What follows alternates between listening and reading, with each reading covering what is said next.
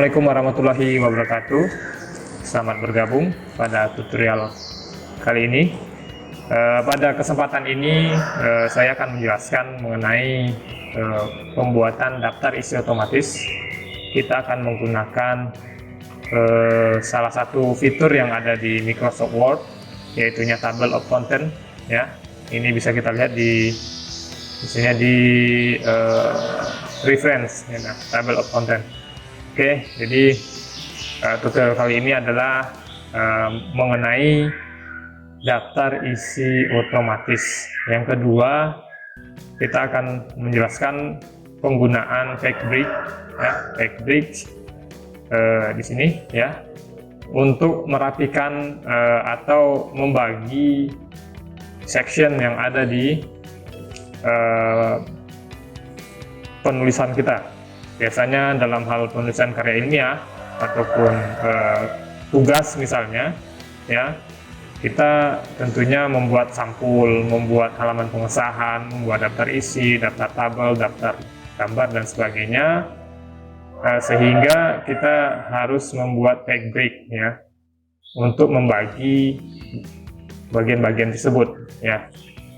Contohnya di dalam karya tulis ataupun juga tugas, ya, halaman sampul sampai dengan daftar gambar misalnya, itu menggunakan tag number yang berbeda atau penomoran yang berbeda, ya, misalnya menggunakan nomor Romawi, sedangkan untuk babnya kita menggunakan angka biasa, ya, 1, 2, dan 3 misalnya begitu, sehingga dengan Factbrick ini bisa dirapikan, ya. Ini kalau kita praktekkan.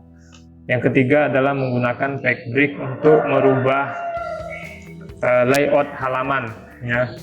Misalnya di suatu dokumen, ya, ada yang perlu kita bedakan layoutnya, seharusnya landscape misalnya, ya, maka kita bisa menggunakan fitur Factbrick untuk merubah layout halaman, ya, mengkombinasikan antara portrait dan landscape.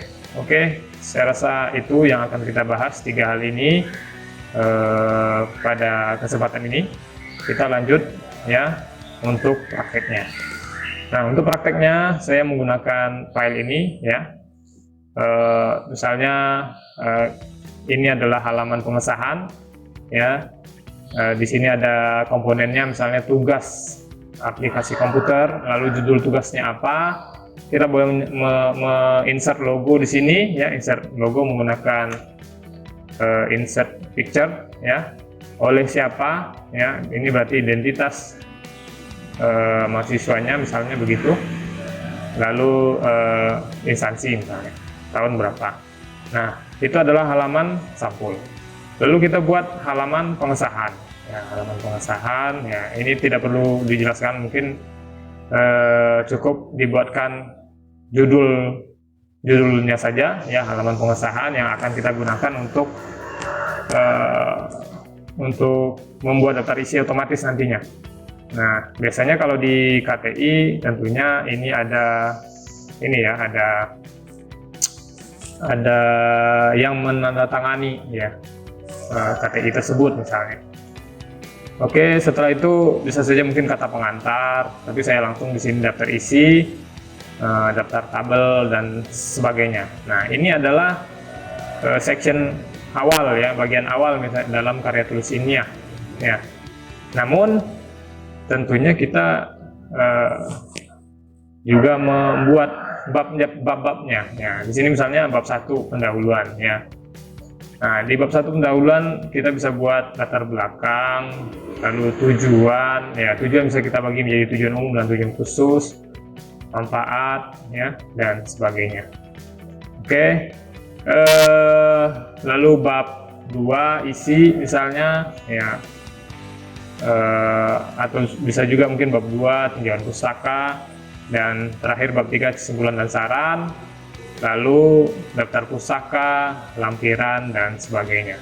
Nah, kira-kira seperti itu struktur dari suatu karya ilmiah yang nanti akan kita buatkan menjadi kita buatkan daftar isinya secara otomatis. Bagaimana cara membuat daftar isi otomatis, maka kita akan menggunakan fitur heading, ya, heading ini. Nah, heading. Nah, ini. Nah, sekarang kita setting dulu. Yang pertama adalah kita setting dulu heading 1, ya, heading 1. Heading 1 dengan klik kanan, ya, klik kanan modify. Lalu kita setting dulu fontnya. Font yang biasa kita gunakan adalah 12, dan jenis fontnya kita pakai Times New Roman misalnya. Warnanya apa? Warnanya hitam aja, bold, ya, dan bold. Oke, kalau sudah kita okekan.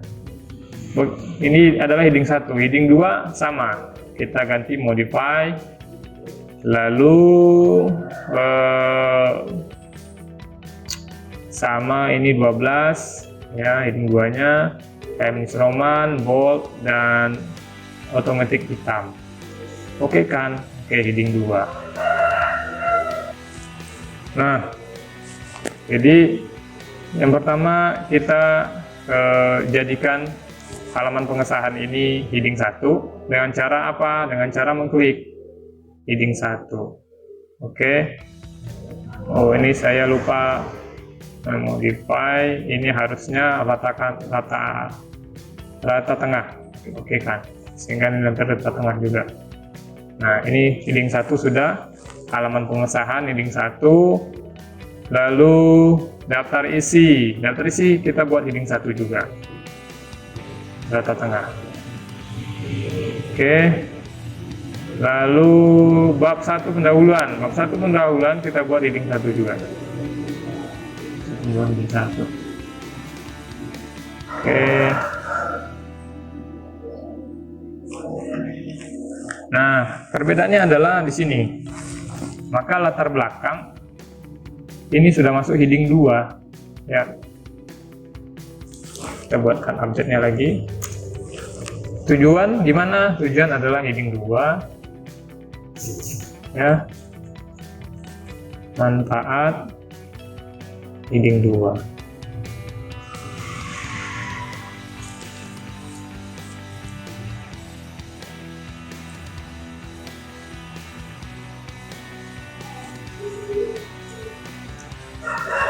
Oke, kalau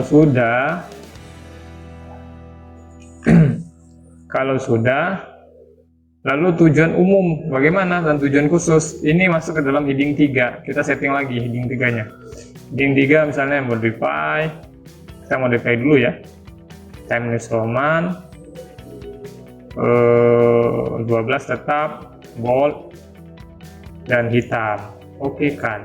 Nah, ini kita jadikan heading 3. Heading 3 1. Heading 3. Tujuan khusus 2. Oke. Nah, ini sudah kita bagi headingnya. Kita lanjut ke bab 2. Bab cara yang sama. Berarti bab 2 isi kita blok. Ini adalah heading 1. Lalu kita rata tengah. Nah, untuk A dan B berarti ini adalah masuk ke heading 2, ya. Klik heading 2. Ini kita kembalikan lagi objeknya, dan yang B adalah heading 2. Oke, bagaimana dengan subbab dari B ini? Maka kita jadikan dia adalah heading 3, ya, 1. Begitu juga yang subbab yang kedua, heading 3, dan ini kita klik heading 3. Oke, kita lanjut ke bab 3. 3 kesimpulan dan saran. Ini adalah heading 1. Rata tengah.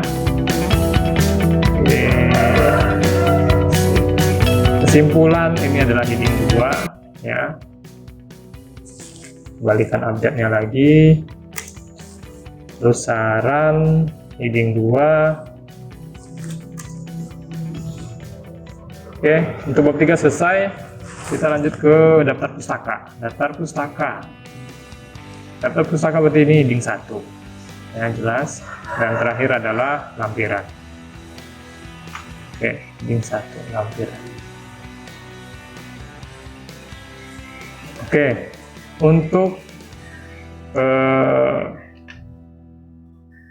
heading ini sudah kita setting ya, yang nantinya akan kita buatkan tabel of content-nya di daftar isi ya. Namun kita harus men-setting dulu ya, sebelum kita mengklik daftar isi otomatisnya, maka kita perlu men-setting yang namanya page number ya, page number. Nah, tadi sudah dijelaskan bahwasanya ada perbedaan penggunaan page number antara bab pendahuluan ya. Bab pendahuluan itu maksudnya ini bab awal ya, halaman pengesahan, halaman daftar isi, kata pengantar misalnya ya. Ini kita menggunakan biasanya page numbernya adalah angka Romawi ya, sedangkan untuk bab 1 sampai selanjutnya kita menggunakan angka Arab misalnya 1, 2, dan 3. Maka kita menggunakan page break. Nah, ini udah materi yang kedua, menggunakan page break. Gimana cara menggunakan page break ya? Maka kita klik di antara antara bab ya, atau bagian yang akan kita pisahkan. Gimana caranya? Dengan mengarahkan kursor ke antara halaman pada section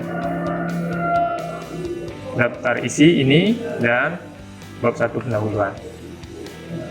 Maka kita klik layout, break, kita pakai next page. Nah, gimana kita melihat apakah sudah dibuat section atau tidak? Maka kita klik header yang ada di sini. Nah, maka akan ada perbedaan section 1 dan section 2. Artinya ini sudah dipisahkan ya, antara bagian halaman pengesahan dan seterusnya dengan bab ya. Kalau sudah seperti ini, maka kita klik link to previous-nya dimatikan ya, dan kita buat page number di sini. Page number biasanya kita gunakan adalah insert ya, insert page number bottom of page, artinya kita di bawah ya, biasanya tengah ya. Nah, di sini masih menggunakan angka biasa seperti ini, kita ganti ke angka Romawi ya. Gimana caranya? Di page number format ya, formatnya menggunakan apa? Kita ganti ke sini.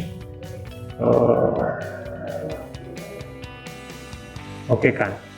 Nah, maka akan terjadi perubahan ya. Halaman pengesahan, halaman sampul I atau 1, 2, daftar isi 3. Lalu bagaimana dengan bab? Nah, bab ini tinggal kita ganti aja, link to previous-nya kita matikan. Lalu ini kita ganti formatnya, format page number, start from 1 ya. Lalu ini tetap 1, oke kan. Nah, tetapi biasanya untuk page number kita bagian bawah ke kanan, maka kita ganti settingannya di page number bottom of page. Nah, kita gunakan yang ini, yang angkanya di kanan. Nah, jadi seperti ini. Nah, oke, ini hilang jadinya ya. Kita ulang, sip. Nah, ini sudah ada perubahan ya. Artinya untuk halaman atau section pertama kita gunakan angka Romawi, sedangkan page number untuk section kedua kita menggunakan angka biasa 1, 2, dan 3 seperti ini. Oke, kalau sudah disetting pack numbernya, maka kita bisa menginsertkan daftar isi. Bagaimana cara menginsertkan daftar isi? Kursor kita aktifkan di bawah daftar isi ini.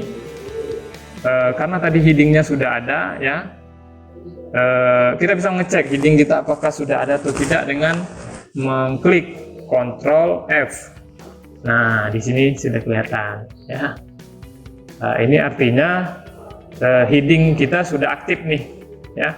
Mulai dari halaman pesan, daftar isi, bab 1 pendahuluan sampai dengan lampiran. Kalau udah seperti ini, tinggal kita klik. Gimana caranya? Kita klik insert. Oh, bukan insert. Reference, ya, reference, maaf. Kita klik reference, table of content, automatic tabel 1. Sudah, maka muncul di sini, ya. Oke, kita naikkan ke atas.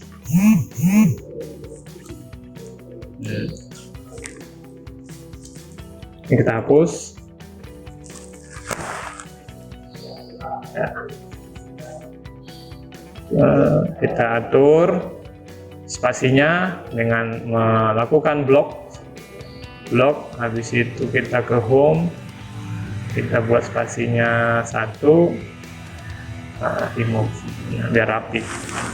Oke, sini sangat sederhana sekali, ya. Sudah secara otomatis daftar isi kita sudah ada dengan menggunakan fitur table of content yang ada di Word, ya. Dengan cara apa? Dengan cara setting heading 1, 2, dan 3. Nah, dan apabila nanti ketika kita menulis, tentunya akan terjadi perubahan pack number, ya, nomor yang ada di halaman. Ini sangat mudah sekali, tinggal kita update saja, update file, update pack number only, maka dia akan menyelesaikan dengan perubahan yang sudah ada. Oke, ini merupakan materi penggunaan table of content atau daftar isi otomatis. Terakhir, materinya adalah mengenai penggunaan pack break lagi, ya, pack break untuk merubah layout. Untuk merubah layout, misalnya kita ingin misalnya ini, kita ingin di antara halaman 2 dan halaman 3 ini, ya, layoutnya adalah landscape, sedangkan ini kan portrait, ya. Gimana caranya? Caranya sangat mudah sekali, ya. Kita gunakan layout lagi, break, next page juga sama, maka akan terjadi perubahan, ya, di sini, di mana antara halaman 2 dan 3 sectionnya adalah 2 dan 3 diganti lagi sectionnya. Nah, kalau sudah seperti ini, kita coba enter, ya, kita cek coba.